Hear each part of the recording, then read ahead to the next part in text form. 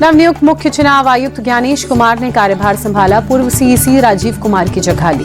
Delhi BJP विधायक दल की आज शाम बैठक में नए सीएम के नाम का हो सकता है ऐलान। दिल्ली के रामलीला मैदान में 20 फरवरी की सुबह 11 बजे सीएम का शपथ ग्रहण समारोह। बीजेपी महासचिव विनोद तावड़े और तरुण चुग समारोह की तैयारियों का ले रहे जायजा। शपथ ग्रहण समारोह में पीएम मोदी और अमित शाह के अलावा केंद्रीय मंत्री शामिल होंगे। बीजेपी और एनडीए शासित प्रदेश में सीएम भी मौजूद रहेंगे। आप नेता सत्येंद्र जैन की बड़ी मुश्किलें। मनी लॉन्ड्रिंग मामले में राष्ट्रपति ने गृह मंत्रालय को मुकदमा चलाने की मंजूरी दी। हाल ही में गृह मंत्रालय ने राष्ट्रपति से मांगी थी मुकदमा चलाने की मंजूरी। बीएनएस की धारा 218 के तहत केस चलाने की तैयारी। ईडी कर सकती है गिरफ्तारी। यूपी विधानसभा में मंगलवार को विपक्ष के हंगामे पर योगी भड़के। ये उर्दू की वकालत करते हैं, बच्चों को मौलवी बनाना चाहते हैं, देश को कठमुलापन की ओर ले जाना चाहते हैं, कहा। सीएम योगी का सपा पर सीधा अटैक, कहा इनके बच्चे इंग्लिश मीडियम स्कूल में पढ़ते हैं। सरकार जब दूसरे बच्चों को वही सुविधा देना चाहती है तो इनको उर्दू पढ़ाओ कहते हैं। सीएम योगी ने सपा पर भोजपुरी, अवधी और ब्रज भाषाओं का विरोध करने का भी आरोप लगाया।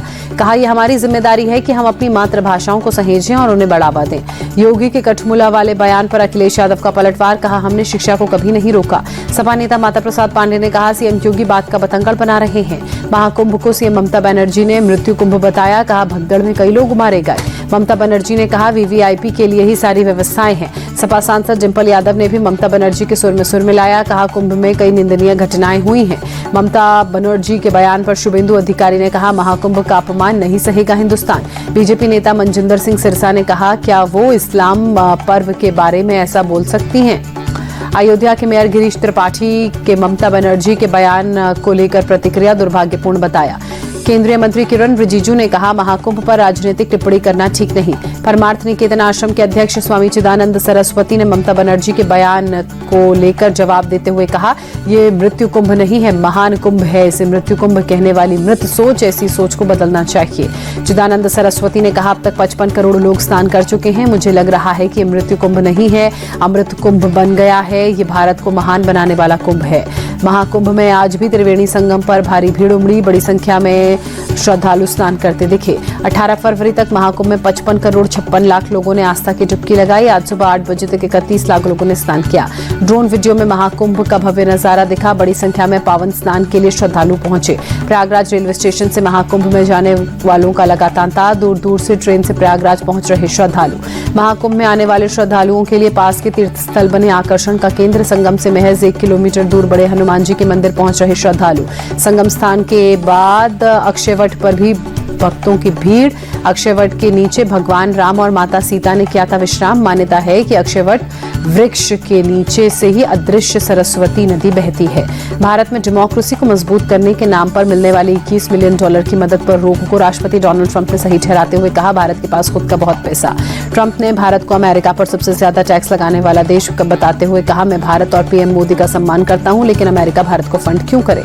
पीएम मोदी से सपरिवार मिले ब्रिटेन के पूर्व पीएम ऋषि सुनक। पीएम मोदी ने सोशल मीडिया एक्स पर शेयर की तस्वीरें, लिखा कई मुद्दों पर शानदार बातचीत हुई। बंगाल विधानसभा में जबरदस्त हंगामा। शुभेंदु अधिकारी समेत कई बीजेपी के 4 विधायक सस्पेंड। सीएम ममता बनर्जी का बीजेपी पर अटैक, कहा बोलने की आजादी का मतलब सांप्रदायिकता फैलाना नहीं। शुभेंदु अधिकारी ने ममता सरकार को हिंदू विरोधी बताया, कहा हमें अवैध ढंग से निलंबित किया गया। सस्पेंड करके स्पीकर और सीएम हमारी आवाज नहीं दबा सकते। बीजेपी नेता अग्निमित्रा पॉल का बयान। छत्रपति शिवाजी महाराज की 395वीं जयंती आज नागपुर में लोगों ने सड़कों पर उतरकर पारंपरिक ढोल बजाकर जश्न मनाया। प्रधानमंत्री मोदी ने छत्रपति शिवाजी महाराज को उनकी जयंती पर श्रद्धांजलि अर्पित की। ट्वीट कर लिखा शिवाजी महाराज ने हमेशा मजबूत, आत्मनिर्भर और समृद्ध भारत के लिए हमें प्रेरित किया। पुणे के शिवनेरी किले में छत्रपति शिवाजी महाराज की जयंती का समारोह। सीएम फडणवीस के साथ उप मुख्यमंत्री एकनाथ शिंदे और अजित पवार शामिल। ठाणे में सीएम देवेंद्र फडणवीस ने क्रेन पर चढ़कर शिवाजी महाराज की प्रतिमा पर पुष्पार्पण किया, माल्यार्पण किया। भारी संख्या में कार्यकर्ता भी मौजूद रहे इस दौरान। गोवा सीएम प्रमोद सावंत ने भी शिवाजी महाराज को श्रद्धांजलि दी। फार्मागुड़ी में शिवाजी की प्रतिमा पर माल्यार्पण किया। शिवाजी के राजभवन में जयपुर में राजभवन में छत्रपति शिवाजी महाराज की प्रतिमा पर माल्यार्पण। राज्यपाल बागड़े और सीएम भजनलाल शर्मा ने माल्यार्पण किया। तिरुवनंतपुरम के द गवर्नमेंट कॉलेज में रैगिंग का गंभीर मामला। छात्र ने सीनियर्स पर बेरहमी से पीटने का आरोप लगाया। 7 आरोपी छात्रों को सस्पेंड किया गया। पश्चिम बंगाल के खड़गपुर में कोरोमंडल एक्सप्रेस के इंजन पर पेड़ गिरा। तेज आंधी में गिरा पेड़, मौके पर पहुंची रेस्क्यू टीम। जम्मू कश्मीर के श्रीनगर में तापमान गिरने से ठंड बढ़ी, पूरे इलाके में शीतलहर का प्रकोप, शहर के कई हिस्सों में हल्का कोहरा। उज्जैन के महाकाल मंदिर में विशेष आरती का आयोजन, बड़ी संख्या में शामिल हुए श्रद्धालु। अयोध्या में रामलला के दर्शन के लिए उमड़ी भक्तों की भीड़, महाकुंभ से बड़ी संख्या में अयोध्या पहुंचे श्रद्धालु।